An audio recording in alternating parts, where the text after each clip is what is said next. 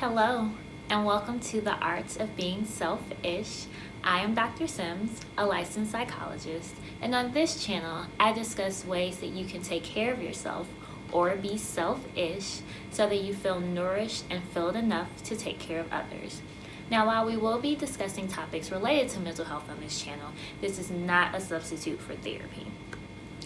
So in today's episode, we are continuing our Mother's Day series, The Journey to Motherhood, Fertility, Faith, Parenting, and Pregnancy.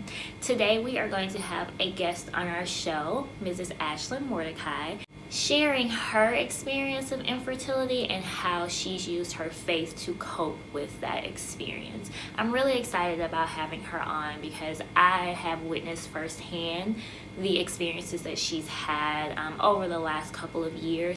And her testimony has just been really powerful to me, and her strength has been really impressive to me. And so I just felt like it was something that I really wanted you all to hear and you all to share in as well. So let's go ahead and get started. Hope you all enjoy. So Ashlynn, thank you so much for coming on to the Art of Being Self-ish. Thank you for inviting me. Of course, my love. Yes. We've already done an episode on infertility issues, and she was specifically focusing on the emotional aspects of it. And so what I want us to talk about today are what are the spiritual aspects of it. Like, I know very well from our relationship how much God is a part of your life. And so I just wanted to talk to you about like how that's been helpful for you going through this process. Absolutely, let's do it. Awesome. So first, just tell the viewers about your journey with your infertility issues, how it started, kind of what was going on, and where you are today. Yeah, so good question. I think for a lot of you guys who don't know, I probably was diagnosed with PCOS, which is polycystic ovarian syndrome, at the age of maybe 17, 18 years old. But after that, I was told by another OB that, no, you don't really have that. You're young. That's not true. And so I was kind of in an in-between space that I didn't really know what I had. I knew that it was a possibility that once I got married that I probably would not be able to have children, or it would be a struggle. And so maybe once we got married and I started to see a new OB and they did confirm my diagnosis of PCOS, then it kind of got real to me that I knew that, okay, well, this is going to be something that I'm going to have to struggle with. So I was kind of, in a sense, already prepared for this journey of PCOS. So to just fast forward a little bit, Richard and we got married in 2014. I think in 2015, we were trying to get pregnant just right away. I've always wanted a kid, so right away. And it was very challenging. We ended up, one of my doctors, my OB I saw, she ended up putting me on metformin. And I took that, and within maybe 3 months, I got pregnant. And so it was really exciting. I was like, great. And literally I did not have time to take it all in because maybe 6 weeks into the pregnancy, I had a miscarriage. Honestly, though, I can't say, I know I hear women talk about miscarriages and how devastating it is. I didn't have that emotional aspect of it. For me, honestly, I was just happy that I could get pregnant. And I saw that as the light at the end of the tunnel, that ultimately I can get pregnant so we can do this again. And I've had friends who had miscarriages and they got pregnant after their miscarriages maybe like a month or two afterwards. So it worked out really well. So in my mind, I said, okay, we have this miscarriage. We're going to get pregnant right away. So I was very optimistic about it. And then a year later, we still weren't pregnant again.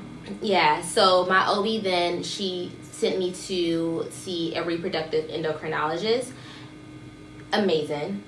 They ended up putting me on a different, it wasn't metformin. I can't remember right now what the medication was. Put me on a different medication. It wasn't working.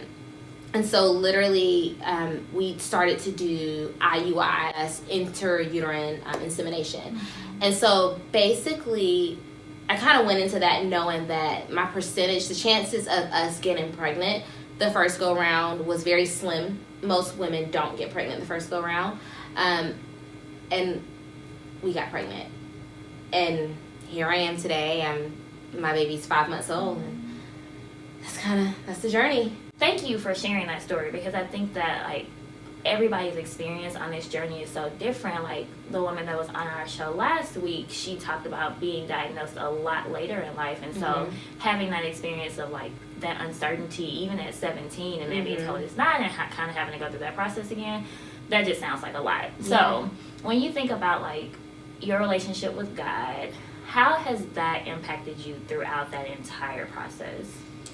I've always been a very faithful person. There was never a doubt in my mind that I would be a mother. There was a doubt on how I would be a mother. I think I had gotten to the point that it didn't matter to me. I started talking, my husband and I started talking about adoption as an option. I knew that it would happen, regardless of how it would happen. I knew that it would happen.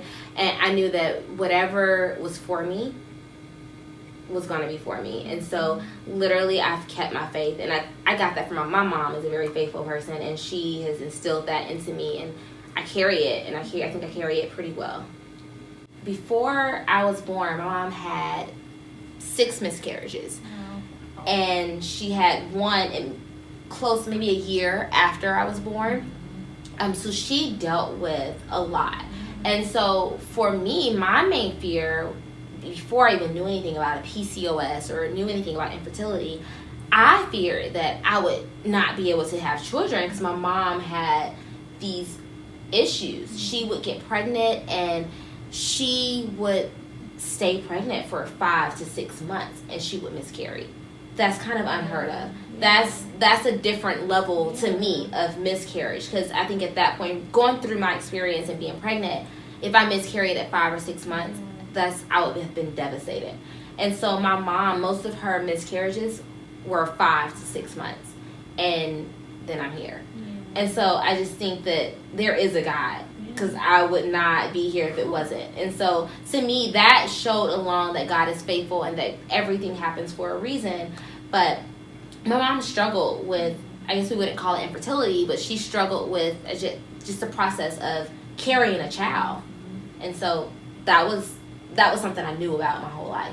Yeah, Matt, that is a powerful testimony, because I cannot imagine going through 6 miscarriages. Me either. 5 to 6 months, and then still trying again. Me either. My mom tells me that her OB told her to stop. She just needs to stop. I believe the last time she miscarried, maybe she lost so much blood that she was in the ER for a while, and they told her, no more. You have your child, you got your miracle child, and just go ahead and stop. Yeah. And so after the miscarriage, after you, is when she decided not to anymore? That's when she decided that I have a child, so just stop. So God really wanted you to be here. Apparently. Hey, y'all.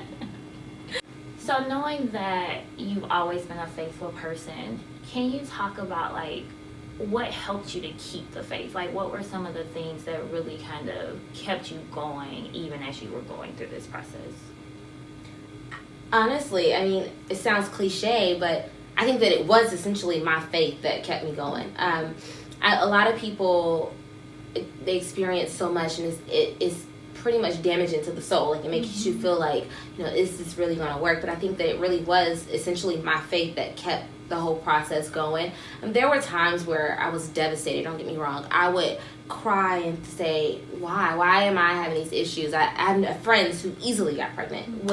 What's wrong with me? It made me internally think that something was wrong with me. But honestly, I think that it was essentially my faith within itself that kept me going and kept me saying, okay, this is one day going to work out. I just don't know how, but it's going to work out. It's so impressive. I've always admired that about you. Thank you.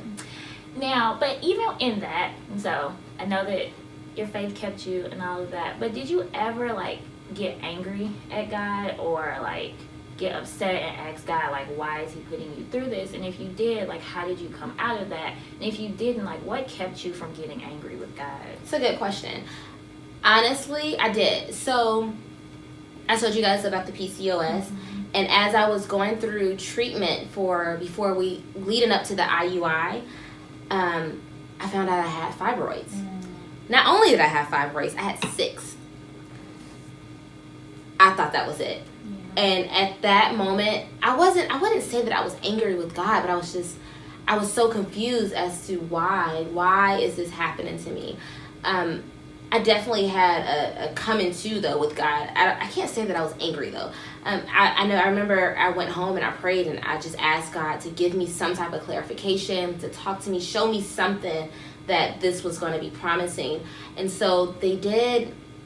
I forget the medical term for what it was, but basically they inserted dye inside to see exactly where the fibroids were and see if they were covering anything. And I got the test results back maybe a week or so it took, and they were fine. And I was reassured that this can still happen. Your fibroids aren't massive. They're there. They're not massive. They're not covering anything, and you should be fine. So I got over that pretty fast because I said, okay, this is another obstacle in my way, but we're gonna work through it. Yeah, and it sounds like you prayed to God in your hard time, and He gave you an answer, and that just further solidified your faith in the situation. Very much so. It is so amazing. Yeah, I honestly have not thought about my fibroids since then. Yeah. How long has that been? So, probably it was. I found out about the fibroids maybe about 3 months before we got pregnant. Okay. Yeah. Oh wow. Okay. Yep. Did you have any particular rituals or practices or scriptures or anything that you tended to turn to the most when you were going through this process? For me, honestly, I think that it was talking about it. A lot of women don't talk about infertility when it's happening, and it was so much easier for me to just put it out there and to talk to other people. And I remember one day I can't remember exactly what I posted on Facebook, but posted something along the lines of infertility or PCOS, and the amount of responses that I received from women, whether it was private messages, comments just under that post, was overwhelming. And I realized a lot more women experience these things, and it's just not talked about.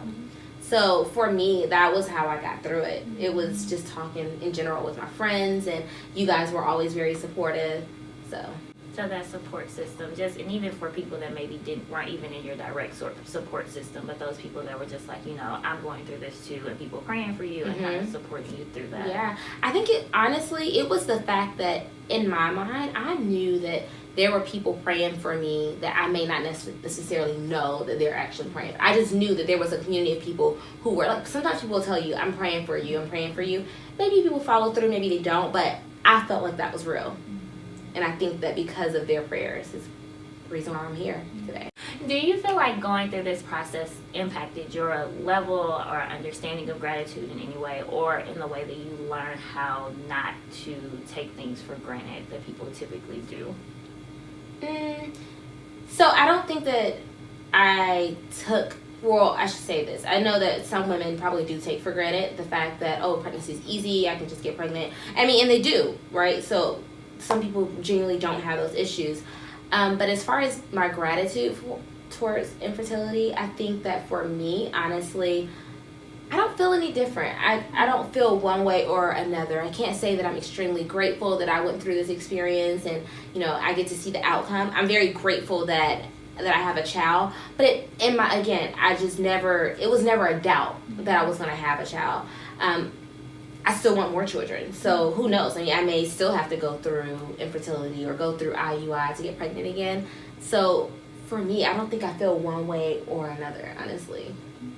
It's so impressive that your faith has held you in a place where you can keep from doubting, and you can just keep being so strong and so hopeful and so optimistic in the face of something that can be so devastating. So yeah, thank you. It's really great. Thank you. I would imagine it would be difficult to be around people who were getting pregnant. Did you have any friends that were getting pregnant or trying to conceive during that time, and how did you handle that? Yeah, so my whole circle around me were getting pregnant, and honestly, I think that I had a different experience with it because, again, I really genuinely felt like I knew that one day I would be a mother. No matter what that looked like, how I was going to get there, I knew that I would be a mother. So for me, I was genuinely happy for my friends. There was never a moment that I felt like don't say anything else about a baby, or oh my gosh, this person is pregnant again. I never had that moment. My best friend, the second time that she got pregnant, she has 2 little boys, and she told me that she was waiting to tell me that she was pregnant because she wanted to wait until I gave her some good news. And that devastated me more, that for her, I know that her love for me is she was trying to shelter me from what she would think was pain for me, but it wasn't. If anything, I was more upset that she didn't feel that she could share those things with me, and I was so excited for her. It didn't matter what I was going through. I knew that ultimately I was going to be a mom, and I knew that I would have a good outcome, but I was genuinely happy and excited for my friends. So there was never a shadow of doubt that I didn't want to be around them.